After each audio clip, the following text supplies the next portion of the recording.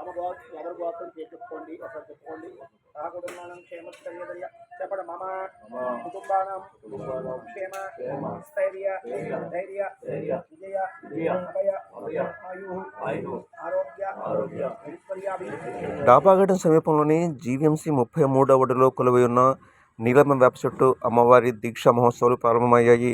ఈ సందర్భంగా ఆలయ ఆవరణ వద్ద నుంచి జేకే న్యూస్ నవభారత్ అందిస్తున్న ప్రత్యేక కథనం.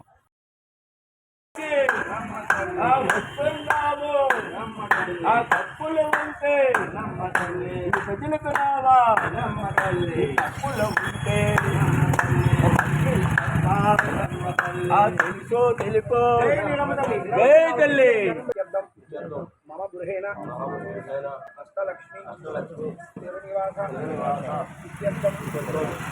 ఆగామి శ్రీ మహాశివరాత్రి వార్షిక నవరాత్రి దీక్ష. నా పేరు శ్రీనివాసరావు. ఈ రోజు నుంచి నీలవేప చెట్టు అమ్మవారి దేవస్థానం దగ్గర మాలాధారం చేస్తున్నాం అండి. ఈ రోజు నుంచి నీలం తల్లి జాతర మహోత్సవం అవుతుందండి. గత 5 సంవత్సరాల నుంచి మాలాధారం చేస్తున్నాం.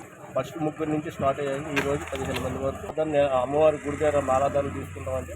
శివరాత్రి మరుసటి రోజు 16వ తారీఖు తెల్లవారుజామున 11 గంటలకి అమ్మవారి ఇరుములు కట్టుకొని గిరిపేరు అంటే ఇలా చుట్టూ తిరిగి అమ్మన్నారు స్కూలు, అలాగే గ్రామ సమాజం, విజయదేవ్, రాముబద్ది, మళ్ళీ ఇలాగ గిరిపేరు ఇడుములు అమ్మవారికి ఇడుములు సమర్పించుకొని మాలాగారం చేస్తారు. ఏంటంటే పవని మాల అనే మాల పంతులు గారు మాల వేస్తారు.